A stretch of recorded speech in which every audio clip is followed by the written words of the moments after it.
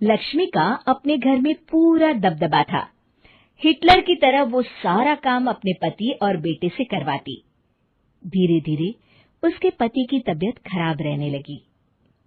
सुनो जी, अब आप बुजुर्ग हो गए हो, काम में भी अब हाथ आपके फुर्ती से नहीं चलते।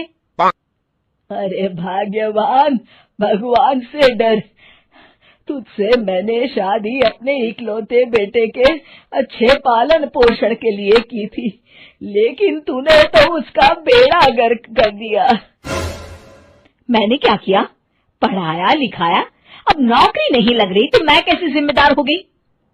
अब घर में बैठकर रोटी तोड़ रहा था तो मैंने कहा काम ही कर ले। एक तो भला करो और ऊपर से बातें सुनो। तभी सारंग वहां आ जाता है। बहुत भूख लगी है माँ, कुछ खाने को दे दो। अब तुम्हारे पापा का हाथ तो चल नहीं रहा है। मैं ही जा रही हूँ आज किचन में, बनाती हूँ कुछ। हे भगवान, कैसे होगा इतना काम मुझसे? लक्ष्मी किचन में काम कर रही होती है कि तभी अचानक उसे आइडिया आता है। अरे मैं भी ना, अरे यहाँ तो फ्री की नौकरानी ला सकती हूँ मैं, फिर मैं क्यों खाना बना रही हूँ? उस दिन लक्ष्मी सारंग की पसंद का खाना बनाती है और बैठकर उसे बड़े ही प्यार से खिलाती है। खा ले बेटा, खा ले, पेट भर के खा ले। अरे रुक, मैं तेरे लिए ना गर्मा गर्म रोटियां लाती हूँ। सारंग और उसके पिता एक दूसरे की ओर बड़े ही हैरानी से देखते हैं। बेटा सारंग, जरूर दाल में कुछ काला है, वरना ये औरत तो हमें बासी खाना भी सुकून से ना खाने दे।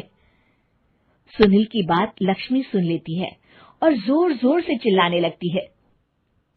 अरे हाँ, भलाई का तो जमाना ही नहीं रहा। एक तो आग में खुद को जलाकर तुम लोगों के लिए खाना बना रही हूँ और ऊपर से तुम्हें दाल काली लग रही है। अरे माँ, पिताजी का ये मतलब नहीं था, तुम बुरा मत मानो। अरे हाँ बेटा, तू कहता है तो मान लेती हूँ। लक्ष्मी सारंग के पास बड़े ही प्यार से बैठ जाती है और फिर कहती है, बेटा मैंने ना तेरी शादी करने की सोच ली है।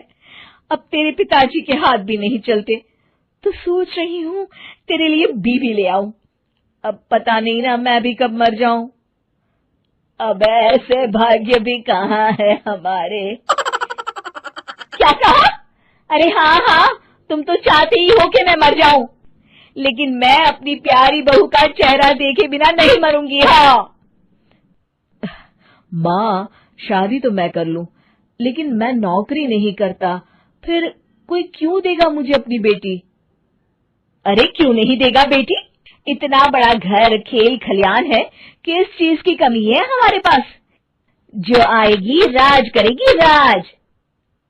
हम तो ना कर पाए राज, ये बोलो कि एक और नौकर तुम्हारे पास आ जाएगा। मैं कहती हूँ चुप हो जाओ। अरे खुद के घर का खाना बनाएगी तो क्या नौकरानी हो जाएगी? अब तुमसे तो किचन का काम होता नहीं, तो कोई तो करेगा ना। ठीक है माँ, तुम जैसा सही समझो बस।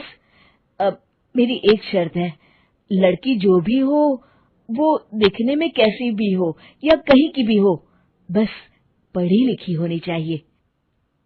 अरे हाँ, ला देंगे पढ़ी लिखी बेटा, मैंने कौन सा काम करवाना है उससे। हाँ। और फिर एक दिन पास के गांव की ही रति से सारंग की शादी हो जाती है। रति दिखने में बहुत ही सुंदर थी, साथ ही साथ काफी पढ़ी लिखी थी। रति को लक्ष्मी के सौतेले होने की बात पता नहीं थी। शुरू में जब रति ने सारंग को घर का काम करते देखा तो हैरान रह गई। अरे ये तो अच्छी बात है कि आप घर का काम करते हैं, लेकिन मैं तो घर में ही हूं ना, आप क्यों कर रहे हैं जी? जाइए आप नौकरी के लिए अप्लाई कीजिए ना। तभी लक्ष्मी वहां आ जाती है। अरे रति बहू, करने दे उसे काम। और हाँ, मेरे घर के कुछ नियम है, कायदे हैं, यहाँ बीच में ना ही बोलो तो तुम्हारे लिए अच्छा होगा। रति को लक्ष्मी की बात कुछ अजीब सी लगती है। वो समझ नहीं पाती है कि वो ऐसा व्यवहार क्यों कर रही है, लेकिन उसे लक्ष्मी के सौतेले होने के बारे में कुछ पता नहीं चलता है। फिर एक दिन तो हद ही हो जाती है।